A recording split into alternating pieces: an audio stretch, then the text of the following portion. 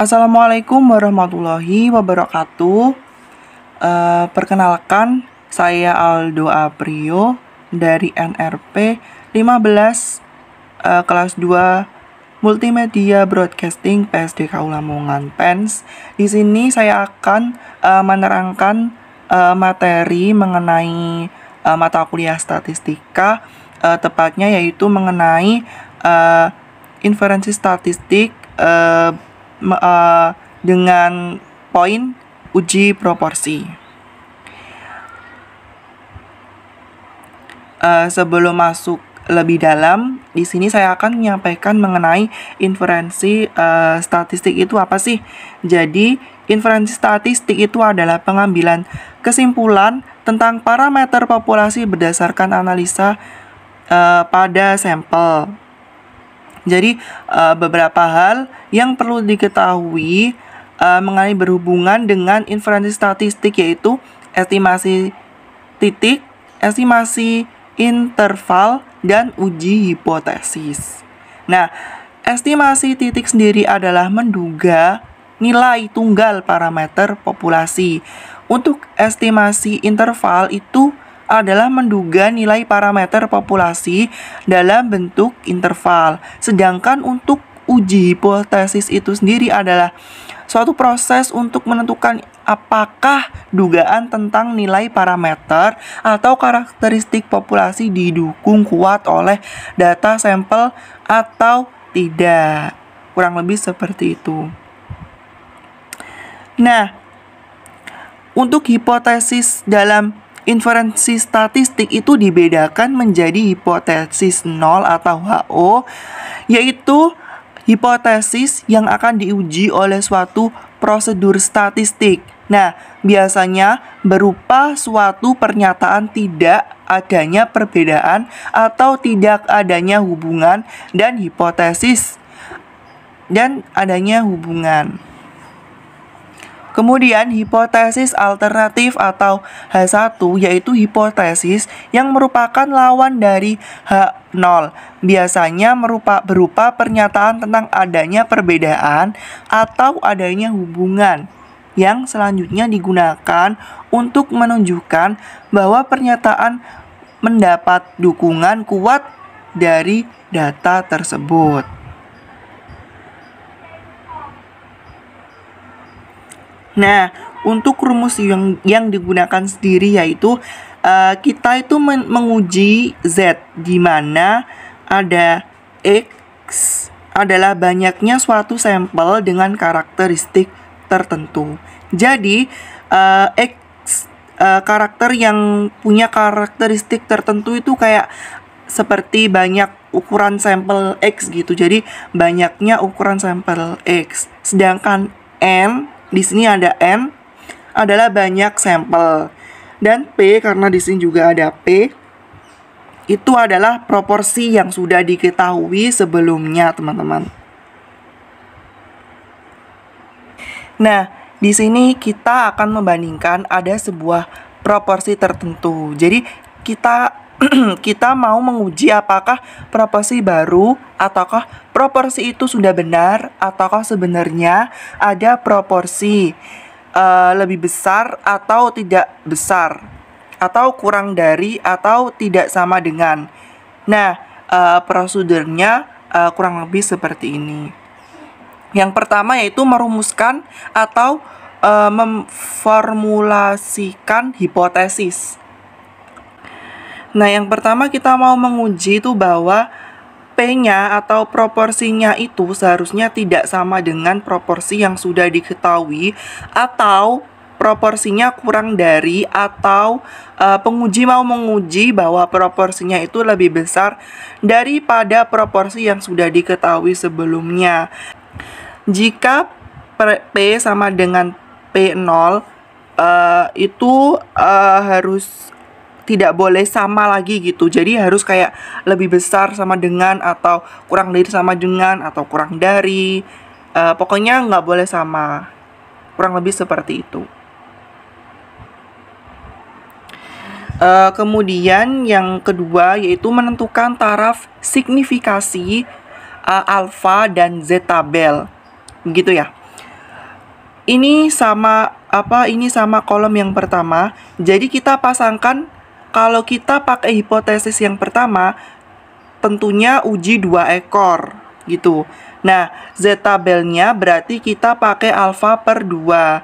Kemudian uji ekor kiri, karena ini kurang dari, perhatikan, ini P-nya kita menguji bahwa proporsinya itu kurang dari proporsi yang sudah ada. Berarti kita menggunakan Z tabelnya itu nilainya negatif dari Z alfa. Kalau uji ekor kanan, maka Z tabelnya itu lebih besar nilainya dari Z alfa, kurang lebih seperti itu. Kemudian yang ketiga yaitu menentukan kriteria pengujian. Nah, ini tuh juga sama, ada 3 kelompok sesuai dengan hipotesis yang sudah diformulasikan sebelumnya. Bagaimana ketika H0 diterima dan bagaimana ketika H0 ditolak gitu. Antara kita bandingkan dengan Z tabel. Jadi hasilnya Z0 atau H0-nya tadi itu berapa, kita bandingkan dengan Z tabelnya. Kurang lebih seperti itu. Dan yang keempat adalah mentransaksi uji, yaitu atau menentukan statistik uji. Jadi kita menghitung pengujiannya tadi sesuai dengan rumusnya ini, dan kita masukkan apa aja yang diketahui jika di dalam soal tersebut, kemudian kita simpulkan, gitu ya. Apakah H0 itu ditolak atau Z0-nya itu ditolak atau diterima. Dan yang keempat adalah menentukan hasil dari perhitungan tadi. Jadi setelah perhitungan rumus yang keempat tadi, yaitu jika sudah ditemukan H0 atau Z0-nya tadi itu berapa, kita bandingkan dengan Z tabel gitu teman-teman. Jika Z tabelnya itu kurang dari itu diterima, dan jika lebih dari maka ditolak gitu teman-teman. Baik, langsung saja kita ke contoh soalnya, yaitu di sini ada Dinas Pendidikan menyatakan bahwa 60% siswa SMP di Kabupaten Sukoharjo telah memiliki smartphone untuk pembelajaran daring. Maka diketahui, kita tulis di sini, untuk proporsinya atau P0-nya itu sama dengan 60% atau 0,60.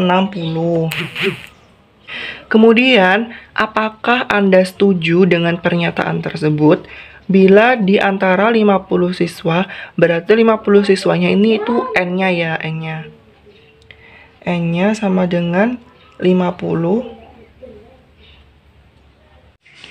Kemudian yang 50 siswa, kemudian yang diambil secara acak, terdapat 33 siswa yang menggunakan smartphone. Nah, 33 yang menggunakan smartphone ini berarti kan kriteria ya patokannya. Jadi 33 siswa ini itu adalah X, yang mana yang punya banyaknya sampel yang punya kriteria tertentu. Jadi 33 itu adalah X-nya.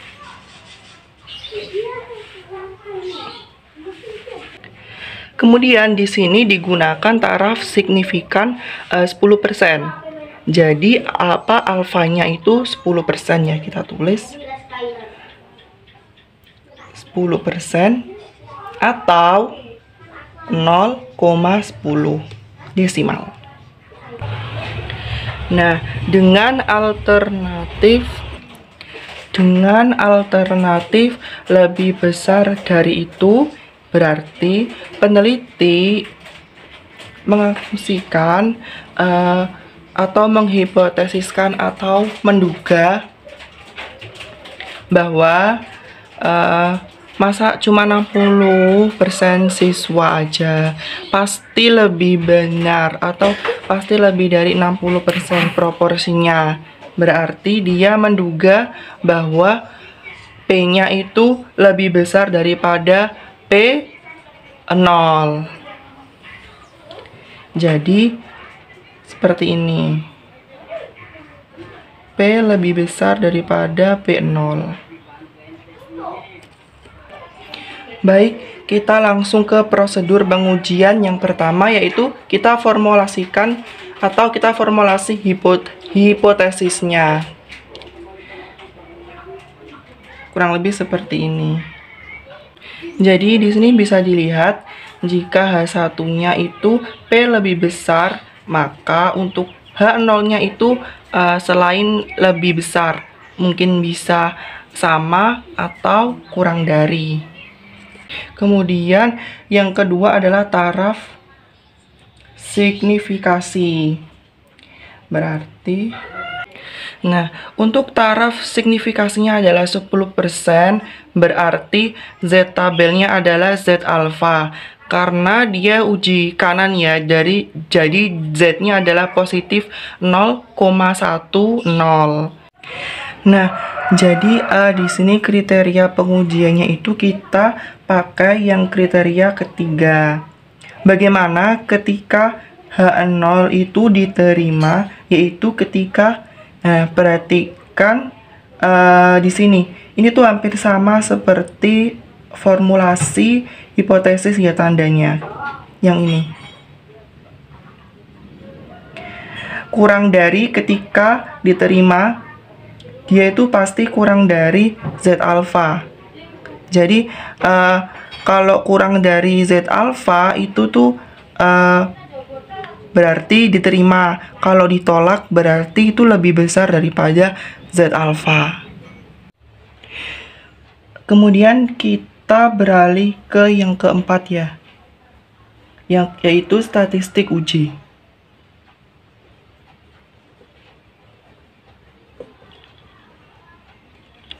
Nah, di sini kita masukkan rumus yang pertama, yaitu Z0 sama dengan X min N P0 per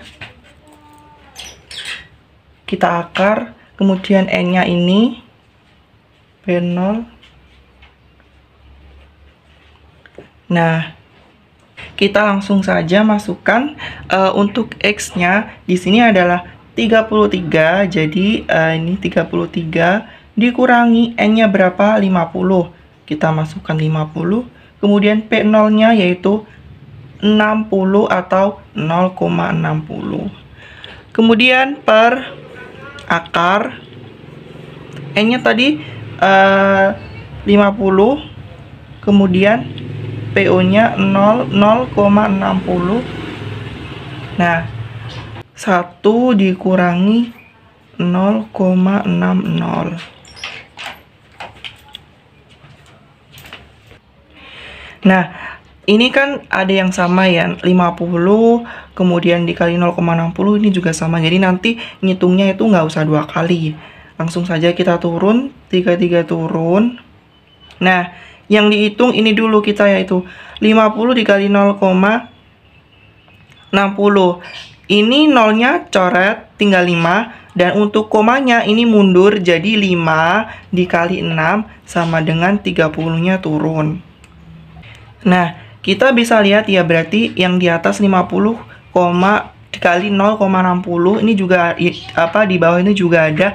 Jadi ini nanti nggak usah dihitung 2 kali, kita tinggal aja kita per, kemudian kita akar, kita masukkan angka 30 yang tadi sempat dihitung 5 dikali 6 tadi.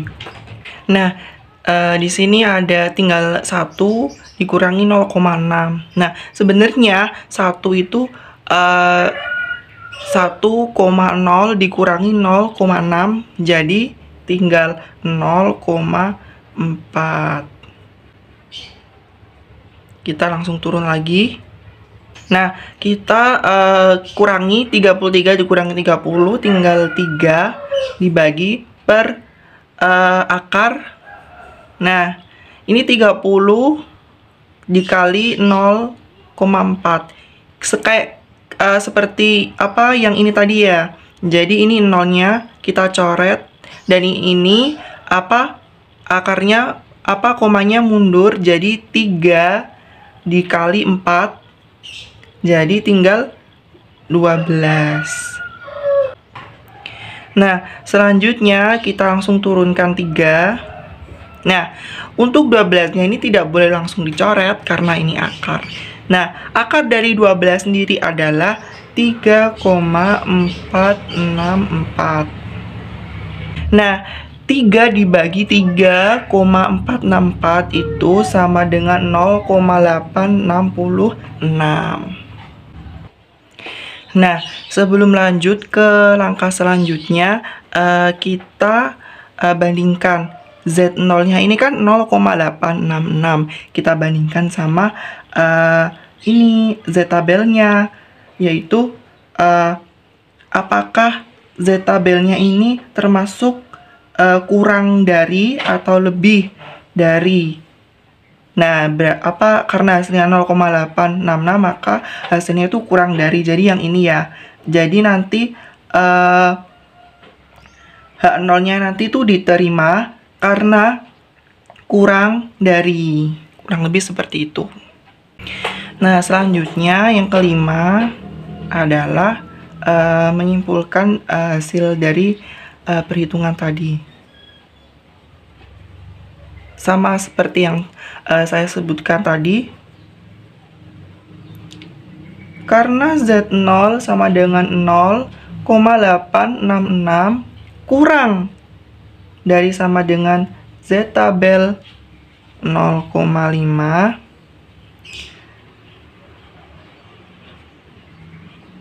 maka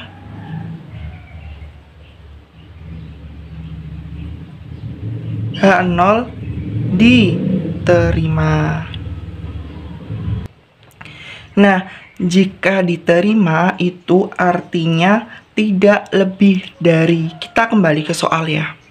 Kita kembali ke soal bahwa jika tidak lebih dari, berarti apa yang Dinas Pendidikan nyatakan itu tuh benar, bahwa 60% siswa SMP di Kabupaten Sukoharjo itu yang memiliki smartphone tadi, yaitu sebanyak 60% itu tadi, bahwa maka hasil dari perhitungan kali ini itu benar, teman-teman. Baik, mungkin itu saja yang perlu saya sampaikan mengenai materi uji proporsi kali ini. Untuk kurang dan lebihnya saya mohon maaf. Saya akhiri. Wassalamualaikum warahmatullahi wabarakatuh.